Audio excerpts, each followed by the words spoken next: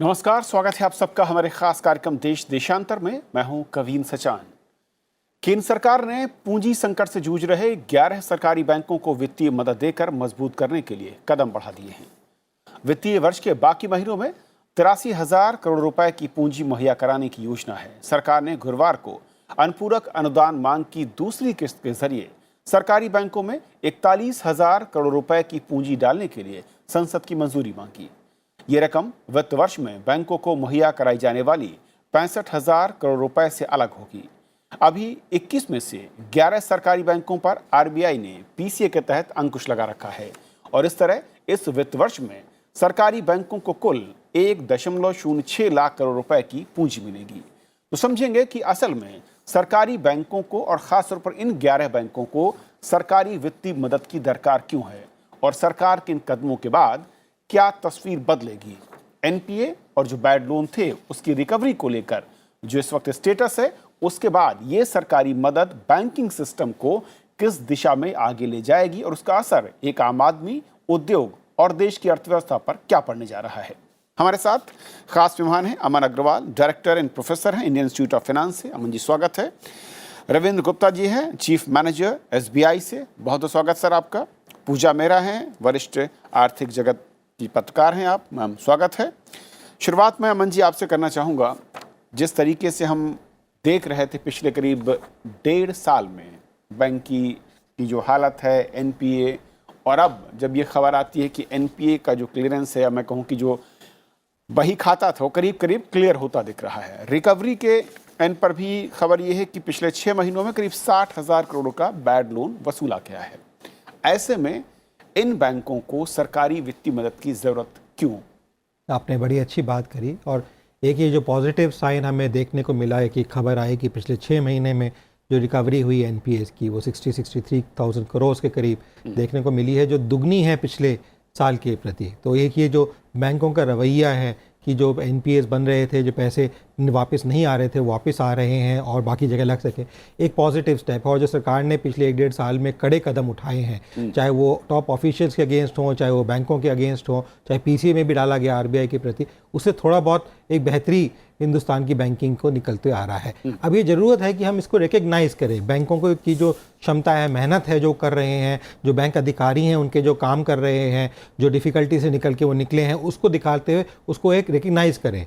हम अगर basal 3 norms के अंदर जो मार्च 2019 में करना चाहते हैं, उसकी रिक्वायरमेंट को पूरा करना चाहते हैं, तो हमें एक कैपिटल रिजर्व हमें हर एक बैंक को रखना ज़रूरी है। और उससे अभी हमारा बैंक जो है काफ़ी लो लेवल पे है। तो उसको रिकैपिटलाइज करने के लिए सरकार ने 3 साल पहले की बात की थी कि 2,11,000 करोड़ के करीब हम जो बैंक रिकैपिटलाइजेशन करेंगे, उसका कोई निर्धारित किया था कि पहले साल में कितना करेंगे, अगले साल कितना करेंगे। उसमें भी पूरा वो रिकैपिटलाइज नहीं कर रहे थे, थोड़ा थोड़ा ही कर पा रहे थे। इसी मद्देनजर रखते हुए कि बैंक ने अब थोड़ा बहुत अच्छा काम किया, दिखाया कि वो जागरूक है अपने धन के प्रति, लोगों के धन के प्रति, जिसके वो कस्टोडियंस हैं उसके प्रति जागरूक हैं और अच्छा काम कर रहे हैं। तो उनको किस तरीके से करें ताकि वो एक पीसीए लेवल जो उनके ऊपर लागू किया गया है, जिसकी वजह से वो लेंडिंग भी नहीं कर पा रहे, चाहे वो एमएसएमई को लेंडिंग हो, प्रायोरिटी सेक्टर को लेंडिंग हो, चाहे वो फार्मिंग को हो, चाहे और प्रायोरिटी सेक्टर्स हैं, हेल्थ केयर है, इंश्योरेंस है, उसको लेंडिंग नहीं कर पा रही थी। नई ब्रांचेस खोलनी है, रूरल एरियाज़ में ज़्यादातर नई ब्रांचेस खोलनी होती हैं, वो नहीं खुल पा रही थी। और लोगों को एम्प्लॉयमेंट देनी है, वो एम्प्लॉयमेंट ऑलमोस्ट 1.5 साल 2 साल से बंद थी। करीबन 11 बैंक्स, 21 बैंक्स में जो पब्लिक सेक्टर बैंक्स हैं उनको पीसीए में रख के उनको रोका हुआ था। इमरजेंसी के अंदर एक आईसीयू लाइक सिचुएशन के अंदर बैंकों को रखा हुआ था आरबीआई ने, पर कब तक, ये क्वेश्चन था कि कब तक रखें उनको। अगर डोजेज देनी है, कुछ मदद करनी है, मेरे विचार में एक राइट टाइम पे अब ये निकल के जो आया है कि एक ये डोजेज दी जा रही है कि वो रिकैपिटलाइज करें।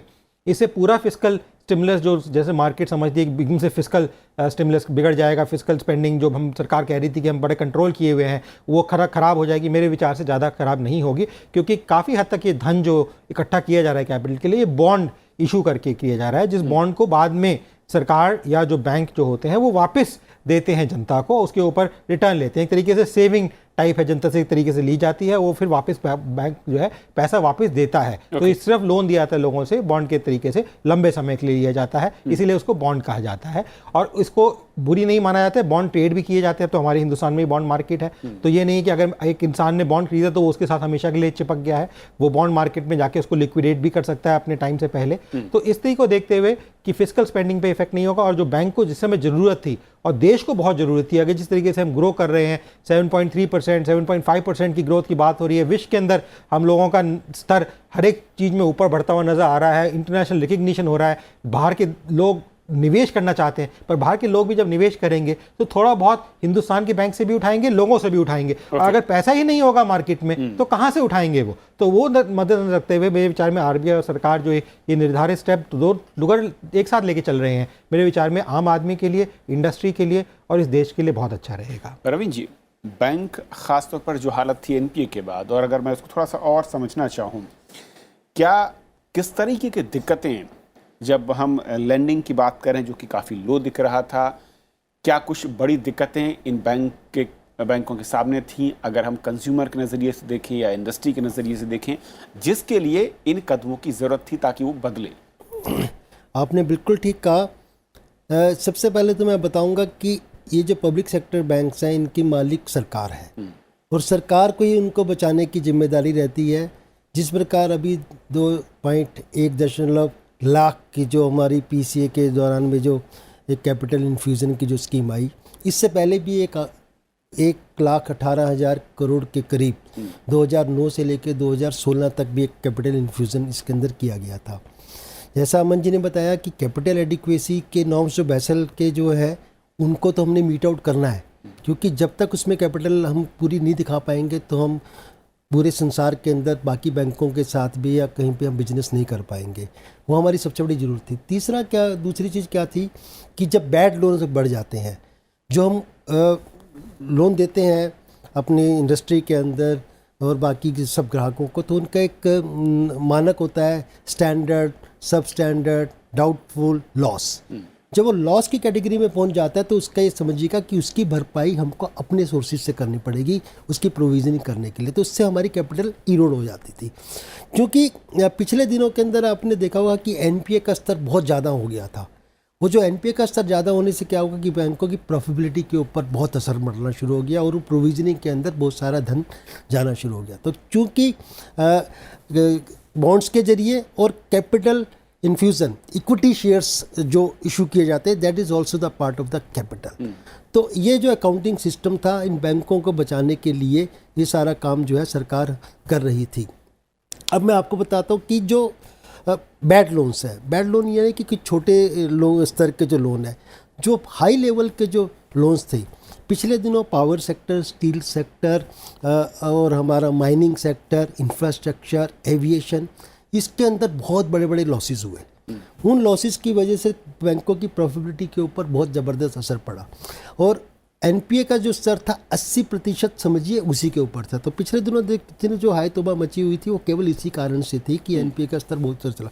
पिछले दिनों में इकोनॉमी ने बड़ा अच्छा किया, बैंकों ने बड़ा अच्छा काम किया, तो सरकार ने एकदम कदम उठाया था कि उनको पीसीए के अंदर लेके आ गए, प्रॉम्प्ट करेक्टिव एक्शन। 11 बैंकों का उसके अंदर चयन किया गया और उसका आधार ये लिख रखा गया कि उनकी जो असेट्स क्वालिटी, जो हमारी जो आस्तियाँ होती हैं, उसका निर्धारित किस प्रकार की क्वालिटी है, उसका कैसे हमारे लोन्स हैं, किस प्रकार हमारे असेट्स हैं, बाकी चीज़ें हैं, ये सबको आधार बनाने के बाद यह दिया गया कि 11 बैंकों को उसके अंदर डाल दिया गया कि इनको हम हेल्प देंगे। उस हेल्प देने में जो चीज़ थी, इमीडिएटली पहले उनकी लैंडिंग जो है उसको रोक दिया गया, एक पर्टिकुलर एंटिटी को और या एक सेक्टर को, और साथ ही साथ डिविडेंड भी उनके रोक दिए गए और उन बैंकों की ब्रांच एक्सपेंशन को रोक दिया गया जिससे कि ज़्यादा खर्चा ना हो। और प्रॉम्प्ट करेक्टिव एक्शन के दौरान उनका कैटेगराइजेशन कर दिया गया और उसके बाद में उनको उसमें डाला गया। तो अब क्या पीसीए के बाहर आने के साथ जब रिकैपिटलाइजेशन होगा और सरकार जब मदद दे रही है, तो जो ब्रांचों का मुख्य काम था, विस्तार का हो या फिर सेवाओं को लेकर हो या फिर ऋण को लेकर हो या फिर छोटे उद्यमियों को जो तमाम तरीके की सहूलियतें हैं, वो प्रोसेस दोबारा से हम शुरू करेंगे इसके ज़रिए?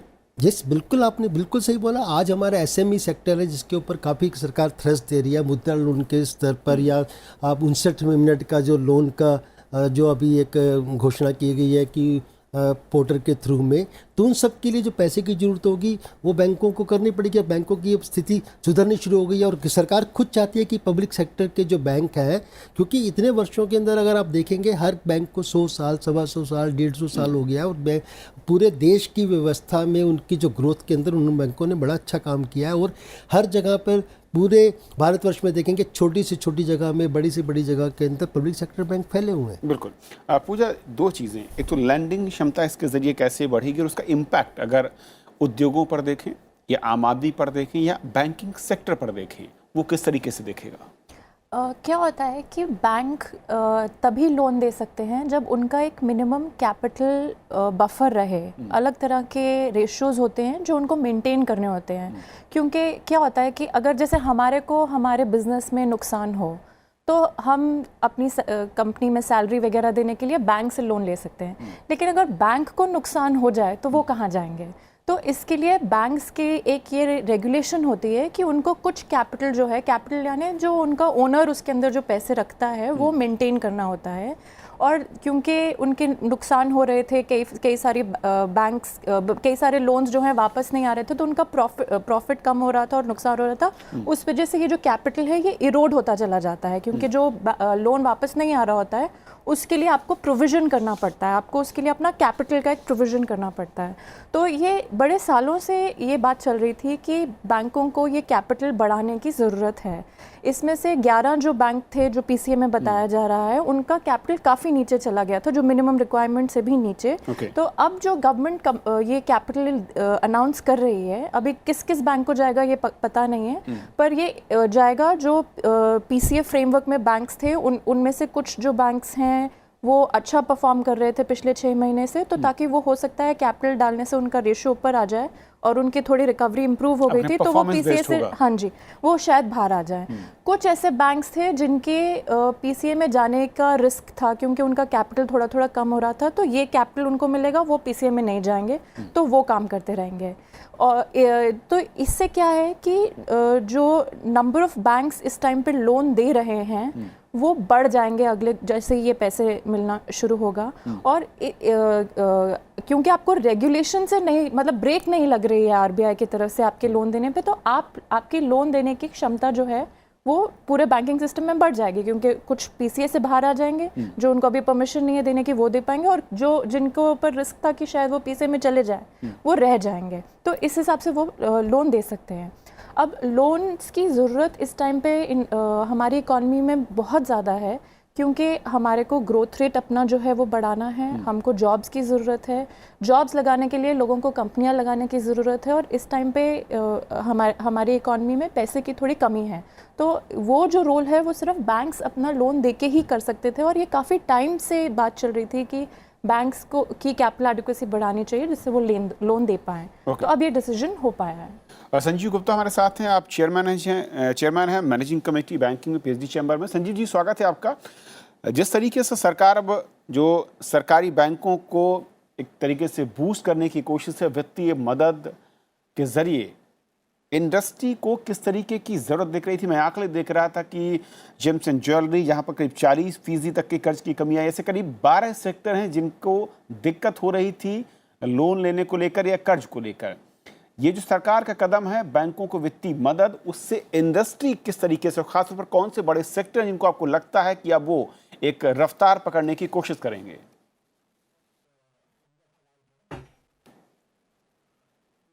बहुत उम्दा सवाल है। पहले तो मैं एक यहाँ पर जो प्रॉम्प्ट करेक्टिव एक्शन जिसकी अभी चर्चा हो रही थी उसका सिर्फ एक ही बोलना चाहूँगा कि ये जो बैंक्स हैं, अभी ये 42,000 करोड़ रुपया का जो बैंकिंग इन्फ्यूजन की जो बात 41,000 करोड़ की इस वक्त और 42,000 करोड़ जो कि पेंडिंग एलोकेशन है उसका मिला के 83,000 करोड़ जो पूरे इस साल में आएगा जी, उसमें से 41,000 करोड़ रुपए की जो अभी इन्फ्यूजन है उसकी मैं एक बारी बताना चाहूंगा कि सबसे बड़ा इम्पैक्ट जो आएगा वो ये है कि 5 बैंक्स, 11 में से 5 बैंक्स ना बड़े वाले जो बैंक्स हैं जैसे स्टेट बैंक वगैरह उनको छोड़ दिया जाएगा और बहुत नीचे वाले बैंक्स उनको छोड़ दिया जाएगा। इसमें एक परफॉर्मेंस बेस्ड 5 बैंक्स को चुन के सरकार 11 में से प्रॉम्प्ट करेक्टिव एक्शन से बाहर ले आएगी। इसके एक मेन क्राइटेरिया वो है जिन बैंक्स ने अपनी 6% की जो अपनी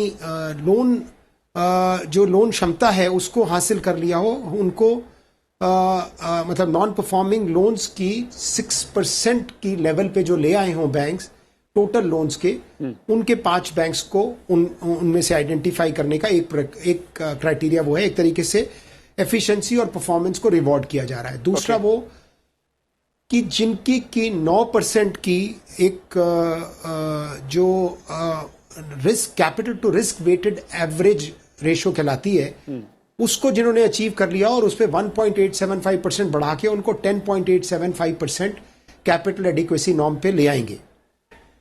तीसरा एक बहुत इंपॉर्टेंट जो और इसमें एस्पेक्ट है, 3 से 4 बैंक्स वो वाले आइडेंटिफाई किए गए हैं जो कि अदरवाइज एक पीसीए पे स्लिप हो सकते थे, थ्रेट था कि वो पीसीए में जा सकते हैं।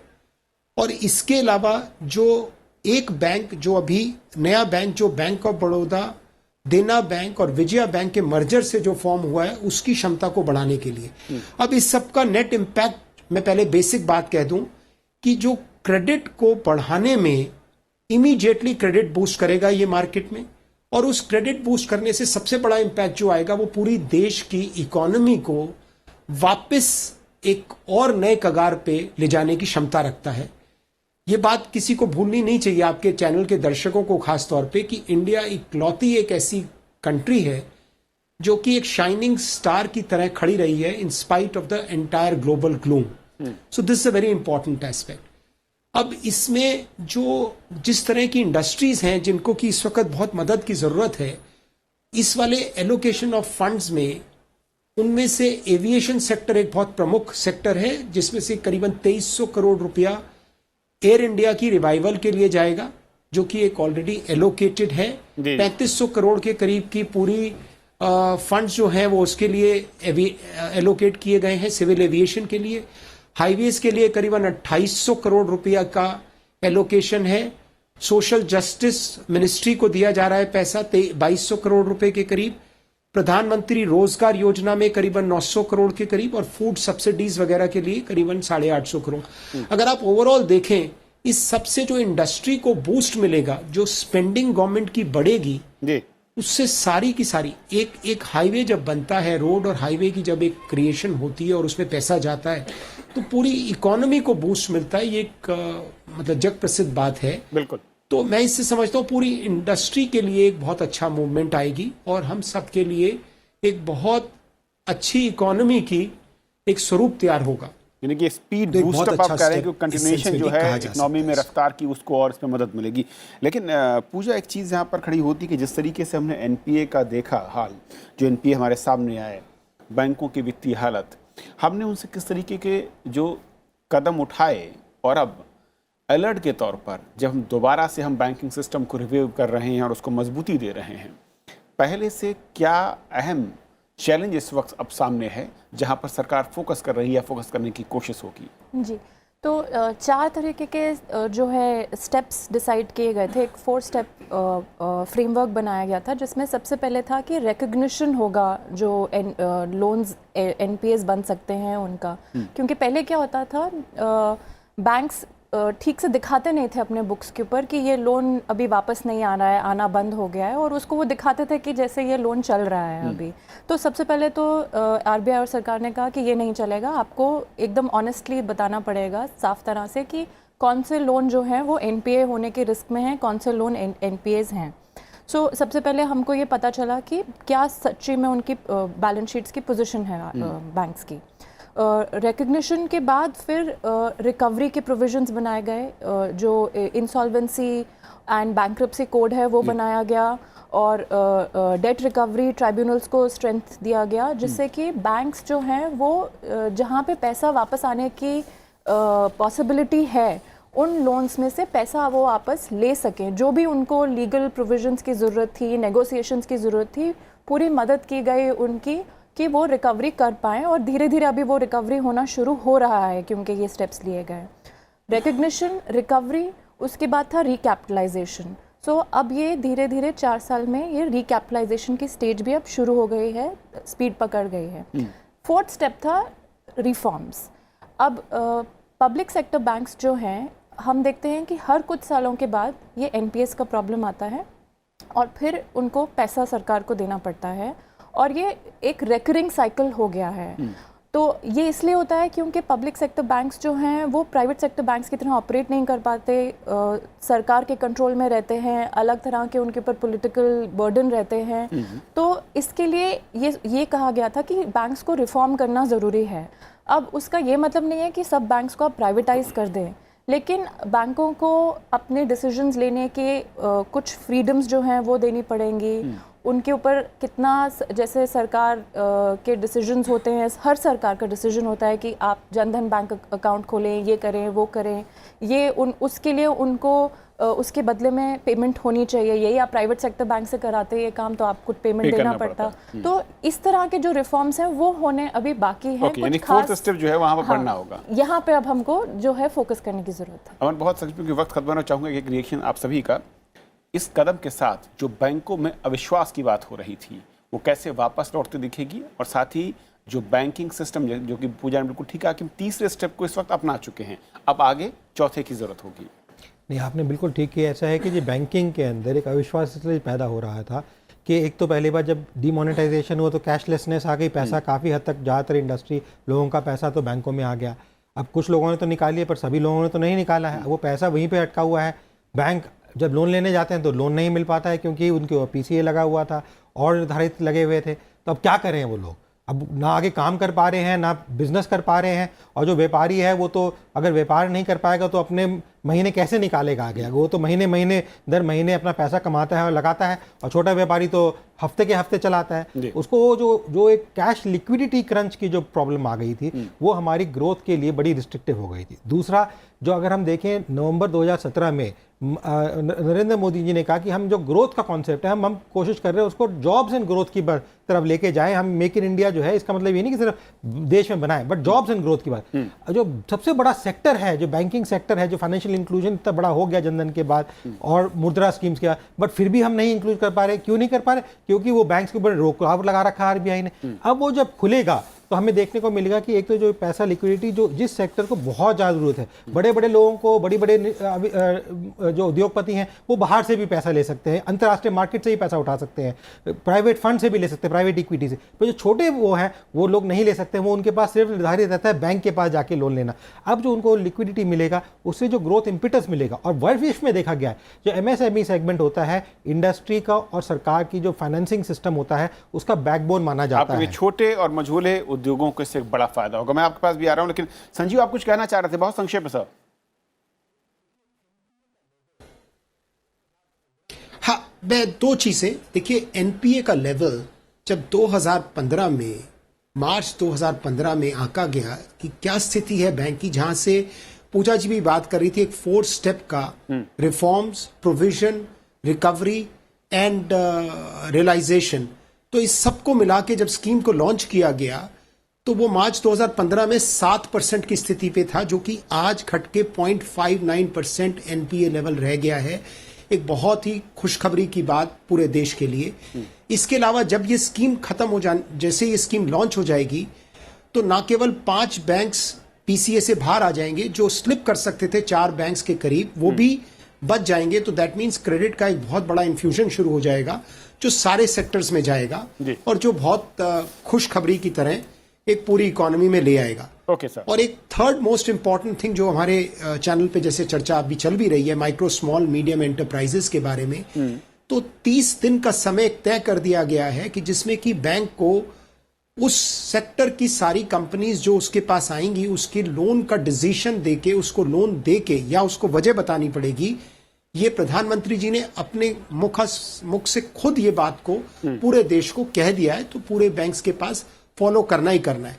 इस पैसे के आ जाने से वो क्षमता और बढ़ेगी और हिम्मत और बढ़ेगी और देश के लिए एक नए स्वरूप की तरह खड़ा हो जाएगा। मैं इसमें एक चीज ऐड करना चाहूंगा, मैं ये बात कि जो डायरेक्ट इम्पैक्ट जो उसका पड़ेगा, market capitalization of the banks in the market, जो उनकी जो इक्विटी है वो इस टाइम अंडर स्ट्रेस है या अंडर वैल्यूड है, तो जिस प्रकार बैंकों की स्थिति सुधरेगी तो उसका मार्केट कैपिटलाइजेशन से इकोनॉमी के अंदर उनकी साख बढ़ेगी। एक बहुत बड़ा पॉइंट है और उससे ओवरऑल जो इकोनॉमी उस पर बहुत बड़ा boost वो होगा। मिलेगा। बहुत शुक्रिया आप चारों मेहमानों का हमारे साथ इस बेहद अहम चर्चा में शामिल होने के लिए और समझाने के लिए कि जो सरकारी बैंकों को वित्तीय मदद है ये कदम क्यों उठाना पड़ रहा है, इसका भार कहां और किस पर आने वाला है और इसका असर कहां पर होगा और अर्थव्यवस्था इसके कैसे मजबूत होगी। और अब बात आप दर्शकों की राय की। हमने कार्यक्रम दिखाया था नया भारत संकल्प 2022 नीति आयोग का जो विजन डॉक्यूमेंट है। धर्मेंद्र लिखते हैं कि नीति आयोग की ओर से नीतियों का निर्धारण जितना महत्वपूर्ण है उससे ज्यादा उसका क्रियान्वयन महत्वपूर्ण है। केंद्र और राज्य सरकारों को सामंजस्य बैठाकर सकारात्मक दिशा में बढ़ना चाहिए और सुविधाओं का लाभ अंतिम व्यक्ति तक पहुंचाना चाहिए। शुभम लिखते हैं कि नया भारत 2022 में कई ऐसे प्रावधान हैं जो देश के विकास में महत्वपूर्ण योगदान दे सकते हैं, जैसे कोर सेक्टर 8% की विकास दर प्राप्त करना, लेकिन इसके साथ ऐसे कई बिंदुओं पर ध्यान देने की जरूरत है, जैसे विकास दर को और तेज करना और साथ ही रोजगार का मसला। तो आप हमारे कार्यक्रम के बारे में अपनी राय सुझाव आलोचना भेजते रहिए। साथ ही हमारे कार्यक्रम आप YouTube पर देख सकते हैं। फिलहाल आज इतना ही। नमस्कार।